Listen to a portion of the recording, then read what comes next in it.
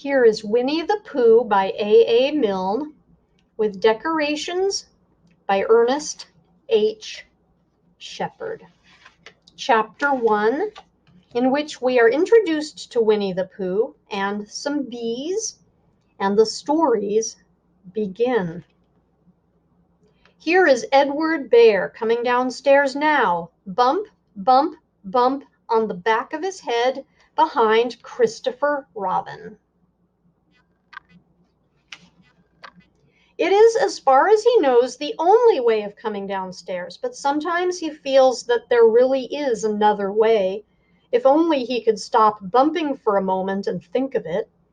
And then he feels that perhaps there isn't.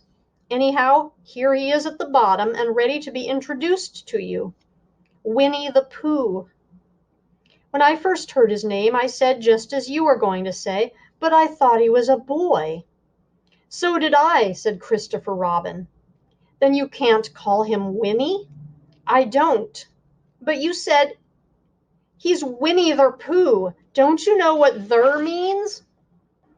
Ah, yes, now I do, I said quickly, and I hope you do too, because it is all the explanation you are going to get.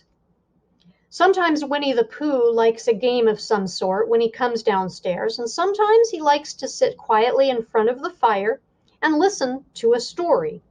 This evening, what about a story? Said Christopher Robin. What about a story? I said. Could you very sweetly tell Winnie-the-Pooh one? I suppose I could, I said. What sort of stories does he like? About himself, because he's that sort of bear. Oh, I see. So could you very sweetly? I'll try, I said. So I tried. Once upon a time, a very long time ago now, about last Friday, Winnie-the-Pooh lived in a forest all by himself under the name of Sanders. What does "under the name" mean? Asked Christopher Robin. It means he had the name over the door in gold letters and lived under it. Winnie-the-Pooh wasn't quite sure, said Christopher Robin. Now I am, said a growly voice. Then I will go on, said I. One day when he was out walking, he came to an open place in the middle of the forest, and in the middle of this place was a large oak tree, and from the top of the tree there came a loud buzzing noise. Winnie-the-Pooh sat down at the foot of the tree, put his head between his paws, and began to think. First of all, he said to himself, that buzzing noise means something. You don't get a buzzing noise like that, just buzzing and buzzing without it meaning something. If there's a buzzing noise, somebody's making a buzzing noise, and the only reason for making a buzzing noise that I know of is because you're a bee. And he thought another long time and said, and the only reason for being a bee that I know of is making honey.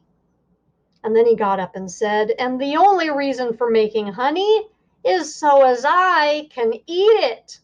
So he began to climb the tree. He climbed and he climbed and he climbed. And as he climbed, he sang a little song to himself. It went like this.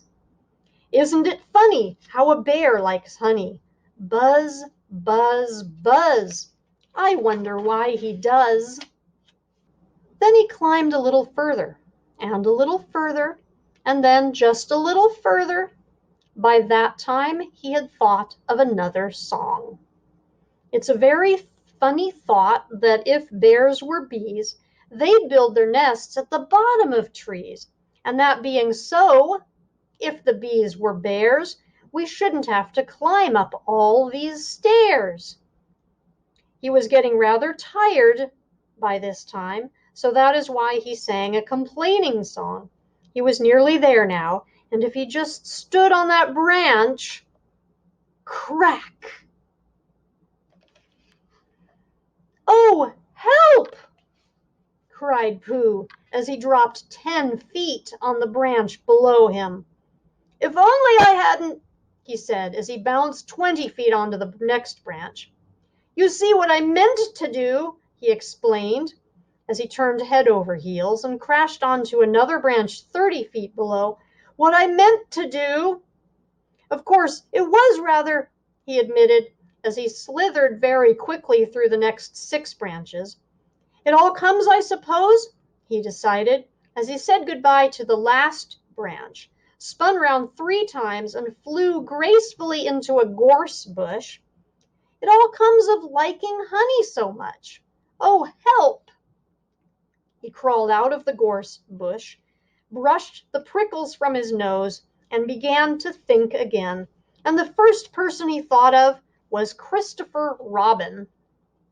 Was that me? Said Christopher Robin in an odd voice, hardly daring to believe it. That was you.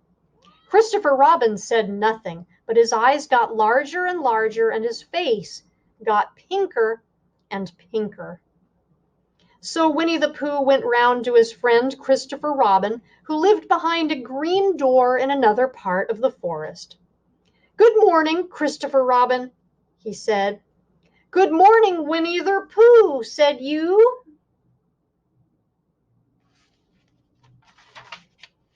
I wonder if you've got such a thing as a balloon about you. A balloon? Yes, I just said to myself, coming along, I wonder if Christopher Robin has such a thing as a balloon about him. I just said it to myself, thinking of balloons and wondering. What do you want a balloon for, you said. Winnie-the-Pooh looked round to see that nobody was listening, put his paw to his mouth, and said in a deep whisper, Honey. But you don't get honey with balloons. I do, said Pooh. Well, it just happened that you had been to a party the day before at the house of your friend Piglet, and you had balloons at the party. You had had a big green balloon, and one of Rabbit's relations had a big blue one and had left it behind, being really too young to go to a party at all. And so you had brought the green one and the blue one home with you. Which one would you like? You asked Pooh. He put his head between his paws and thought very carefully. It's like this, he said. When you go after honey with a balloon, the great thing is not to let the bees know you're coming. Now, if you have a green balloon, they might think you are only part of the tree and not notice you. And if you have a blue balloon, they might think you are only part of the sky and not notice you. And the question is, which is most likely? Wouldn't they notice you underneath the balloons? You asked. They might, or they might not, said Winnie-the-Pooh. You never can tell with bees. He thought for a moment and said, I shall try to look like a small black cloud. That will deceive them. Then you had better have the blue balloon, you said. And so it was decided. Well, you both went out with the blue balloon, and you took your gun with you just in case, as you always did. And Winnie-the-Pooh went to a very muddy place that he knew of, and rolled until he was black all over. And then, when the balloon was blown up as big, and you and Pooh were both holding on to the string, you let go suddenly, and Pooh Bear floated gracefully up into the sky and stayed there, level with the top of the tree and about 20 feet away from it. Hooray, you shouted. Isn't that fine? Shouted Winnie-the-Pooh down to you. What do I look like? You look like a bear holding on to a balloon, you said. Not, said Pooh anxiously, not like a small black cloud in a blue sky? Not very much. Oh, well, perhaps from up here it looks different. And, as I say, you never can tell with bees. There was no wind to blow him nearer to the tree, so there he stayed. He could see the honey. He could smell the honey, but he couldn't quite reach the honey. After a little while he called down to you. "Christopher Robin," he said in a loud whisper. "Hello? I think the bees suspect something." "What sort of thing?" "I don't know, but something tells me that they're suspicious." "Perhaps they think that you're after their honey." "It may be that. You never can tell with bees." There was another little silence, and then he called down to you again. "Christopher Robin." "Yes." "Have you an umbrella in your house?" "I think so." "I wish you would bring it out here and walk up and down with it and look up at me every now and then and say, 'Tut, tut, it looks like rain.' I think if you did that, it would help the deception which we are practicing on these bees." Well, you laughed to yourself, "Silly old bear," but you didn't say it aloud because you were so fond of him, and you went home for your umbrella.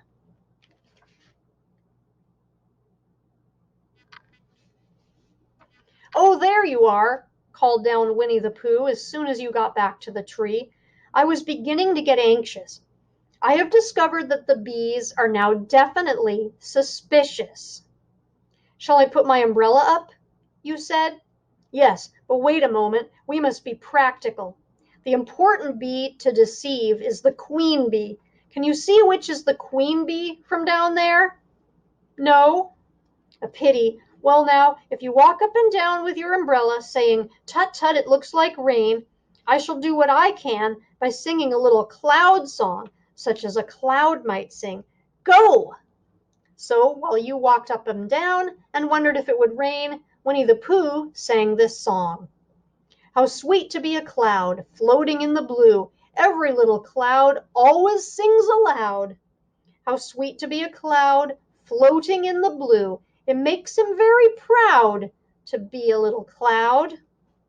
The bees were still buzzing as suspiciously as ever.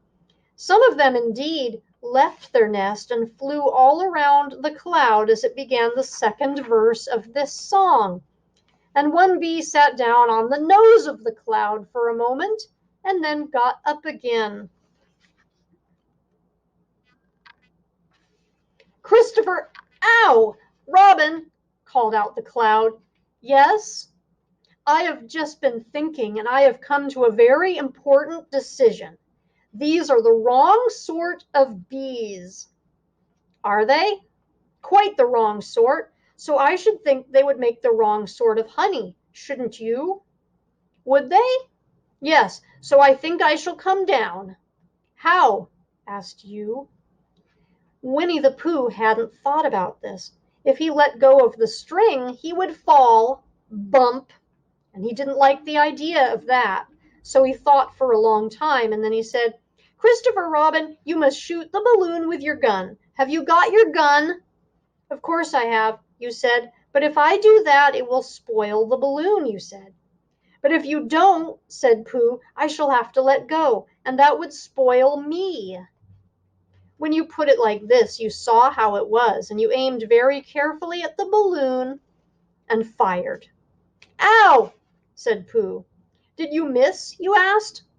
"You didn't exactly miss," said Pooh, "but you missed the balloon."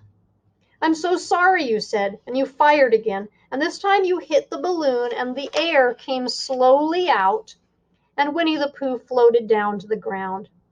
But his arms were so stiff from holding on to the string of the balloon all that time that they stayed up straight in the air for more than a week, and whenever a fly came and settled on his nose, he had to blow it off. And I think, but I am not sure, that is why he was always called Pooh. "Is that the end of the story?" asked Christopher Robin. "That's the end of that one. There are others. About Pooh and me, and Piglet, and Rabbit, and all of you. Don't you remember?" "I do remember, and then when I try to remember, I forget. That day when Pooh and Piglet tried to catch the heffalump, they didn't catch it, did they?" "No, Pooh couldn't because he hasn't any brain. Did I catch it?" Well, that comes into the story. Christopher Robin nodded. I do remember, he said, only Pooh doesn't very well, so that's why he likes having it told to him again, because then it's a real story and not just a remembering. That's just how I feel, I said. Christopher Robin gave a deep sigh, picked his bear up by the leg, and walked off to the door, trailing Pooh behind him. At the door he turned and said, "Coming to see me have my bath?" "I might," I said.